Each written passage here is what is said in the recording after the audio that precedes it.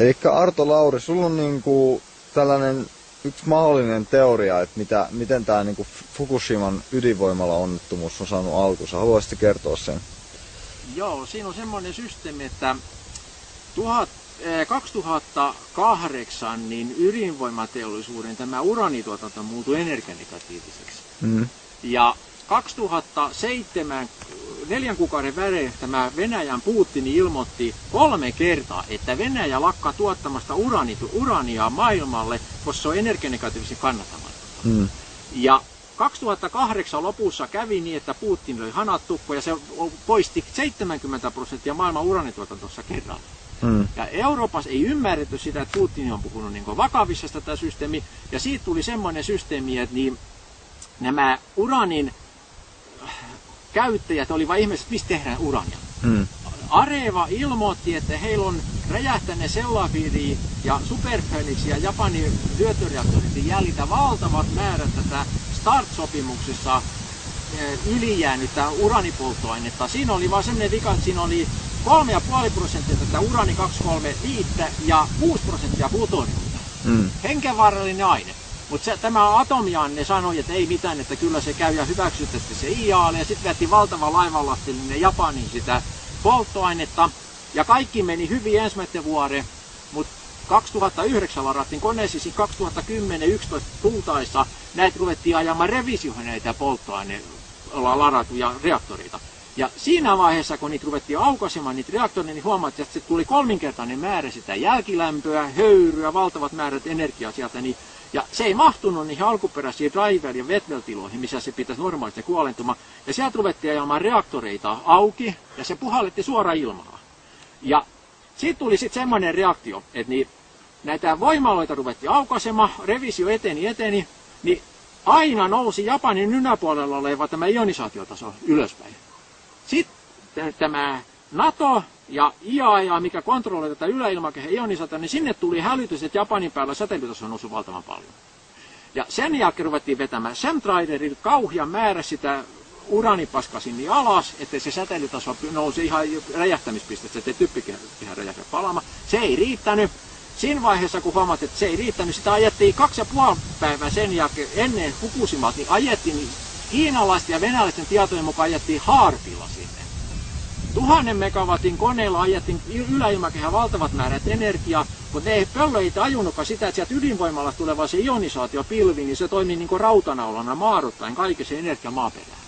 Ja sieltä se meni sinne kallioperähän, se energia, kun se oli muutaman päivän mennyt, sitä oli 2,5 päivän mennyt, niin sitten tämä maaperässä olevana kvartsikiteet, niin ne on piazzoaktiivisia. Ne rupeavat värähtelemään.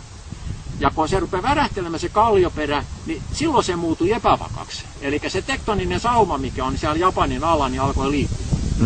Ja siitä sitten tapahtui semmoinen systeemi, että se tektoninen sauma laukesi ja se synnytti sen hyökyaallon. Hyökyaalto tuli Fukushiman rantahan, katkasi sähkölinjat ja sitten se teki sen homman, että se esti myöskin tämän reaktorista tulevan jälkilämmön, oli revisiossa silloin. Se sanottiinkin suoraan. Niin se jälkilämmön pumppamisen merehen ja ne jouduvat ajamaan sitä suoraan eetteriin entistä enemmän. Sitten tuli semmoinen ilme, että kun kuumaa höyryä ruvettiin ajamaan ulospäin, niin se alkoi niin hengittämään. Ja se otti happea sinne sisälle ja kun siinä tuli happia, niin tuli vetypalo. Ja ensin sieltä räjähti reaktori numero 1. Sitten kului vuorokauden pari verran, mitä siis sitten meni sitä aikaa, ja sitten räjähti tämä reaktori numero 3. Joo. Tässä vaiheessa tapahtui sitten semmoinen ilmiö, että kun se kallioperä oli tektonisesti niin aktiivinen jo, ja sieltä tuli kolauksia, kun ne atomivoimalat räjähti. Sehän oli 0,5 kilometrin patsas, mikä sieltä 300 läksi. No, se antoi kauhea sykli sinne alakertaan, ja kun tuli lisää voimaa, niin siellä tapahtui sitten semmoinen ilmiö, että siellä Japanin 2 kilometrin syvyydessä on tätä metaanikaasuklatrautta, mikä jäämuodossa oleva metaania. Ja se perustuu siihen painetasapainoon. Se on hyvin herkkä tasapaino. Se on 2 asteen lämpötila, missä se juuri pysyi kasassa. Tuli isku sinne, ja siellä on ne reaktorin alla, kato, kun ne neutronivuot oli vuosikymmeniä mennyt, niin se on porannut, säteilyeroissa on valtavan kauheat tunnelit sinne. Joka reaktori alla on sellainen putki suora sinne. Niin. No sinne putkehen tapahtui sitten sillä lailla, että se 4-reaktorin alla oleva metaaniklatraatti jää, niin se muuttui 160, sitä on Niels Axel Mörnerin niin esittämä oppi, minkä mukaan mä tässä nyt etenin tässä hommassa, niin se muuttuu se metaaniklatraatti 168 kertaa tilavammaksi. Räjähtää ihan hetkessä.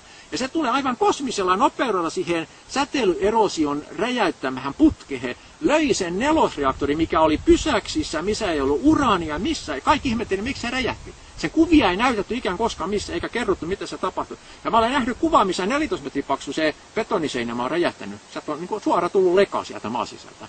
Se metaaniklatraatti tuli kosmisella nopeudella, löi semmoinen niin tikin liekki, semmoinen sinisen kilometrin korkuisen liekki sieltä suoraan sieltä reaktorin läpi. Ja siinä tapahtui sitten sillä lailla, että 15 minuuttia se löi se puolen kilometrin levyssä sen väylä sieltä läpi. Noiden voimaloiden alle, kato suoraan joka ainuvan päätä. Ja kakkosreaktori, mikä oli sitten seuraavana vuorossa, niin 15 minuuttia tästä, kun se kolmonen lensi ilmaa, niin sitten se löi vaurioita siihen kakkosreaktoriin. Ja sitten räjähti kakkosreaktorikin päälle. Ja se koko ketju meni niin kuin tällä systeemillä. Ja nyt on semmoinen systeemi, että joka ainoa maapallolla, missä ollaan esimerkiksi niin Olkiluodossa, niin siellä on joka puolella on noin 600 metrin syvyydessä, niin alkaa tämä epävakaa metaaniklatraatti, ja se on noin kilometripaksuinen aine siellä. Ja Saksa, mikä tajusi tämä homma ensimmäinen, ja annoi heti paniikkihälytyksen, heilo sammumattomat reaktorit, heti 9 reaktoria alas. Katsotaan, että saadaan niitä sammumaan, kokeili sitä. Ja ne tajusivat sitä systeemiä, että niitä ei missään tapauksessa enää voida käyttää. Ja mitään. Siellä on se metaaniklatraatti holvannut se systeemi. Se alkaa räjähtelemään ne reaktorit. Joo. Sitten sieltä on mennyt. Siellä on mennyt Amerikassa 10 reaktoria, Kanadassa, sieltä on mennyt Ranskassa tällä hetkellä, kun savuttaa 2 reaktoria. Nyt on joka puolella maailma tämä sama ongelman kanssa. Mulla on sellainen kysymys, että kertoisit sä, että mikä on HAARP? HAARP on käytännössä mikroaaltouuni, mikä lähettää niin kuin mikroaaltotaajuuksia. Tämä oli se nyt alte 3 MHz, semmoista sama mitä meidän mikroaaltouunissa on, kato. HAARPin perusidea on aika yksinkertainen, eli se on niin kuin mikroaaltouuni aukasto ovi seljällä, se ajetaan kaikki eetteriin.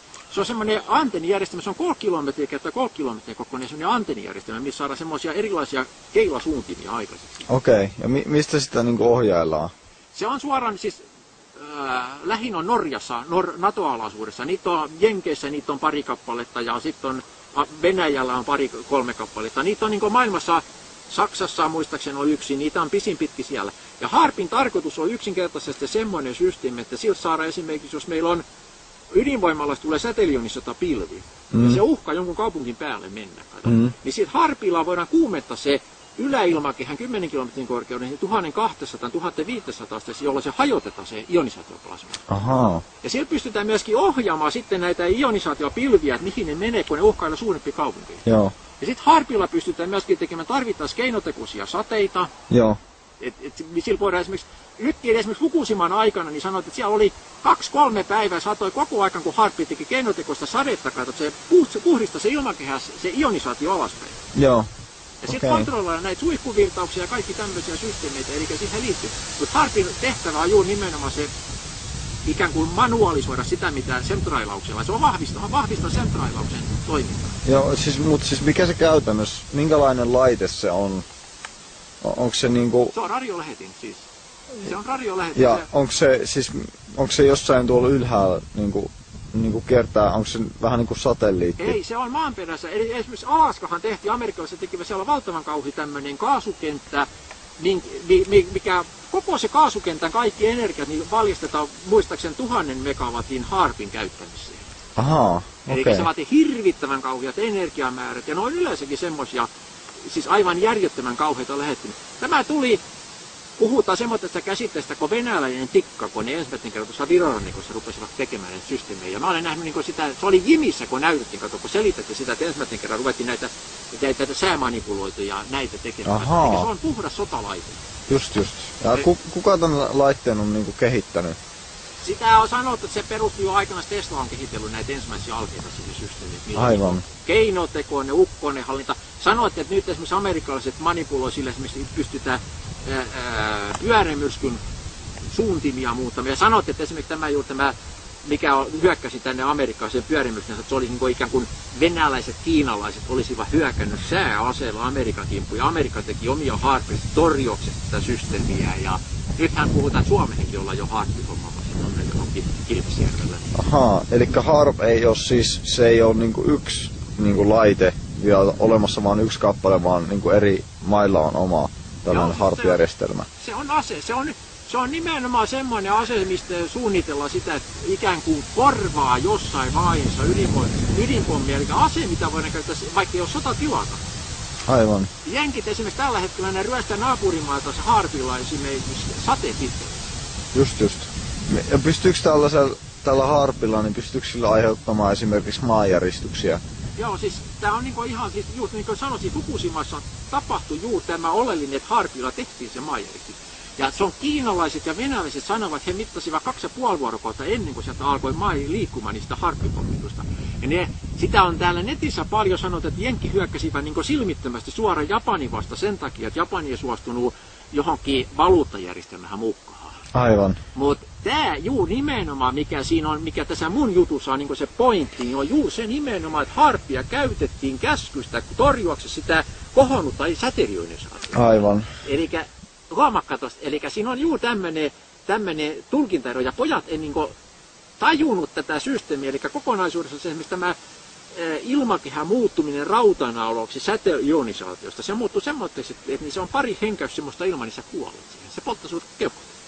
Mä olen ollut Olkiluodossa näkemässä, kun satapäiset lintuparvet tulevat ydinvoimalan päälle ja vetävät siihen poistosavupipun päälle ja purtava savuavina koppuroina siihen pihalle. Joo. Vartijat tulee noukkimaan pois, alkaa koskea, ne on radioaktiivisia. Aivan. Eli Selvä. Se on näin konkreettinen. Joo. Okei, no kiitoksia. Joo.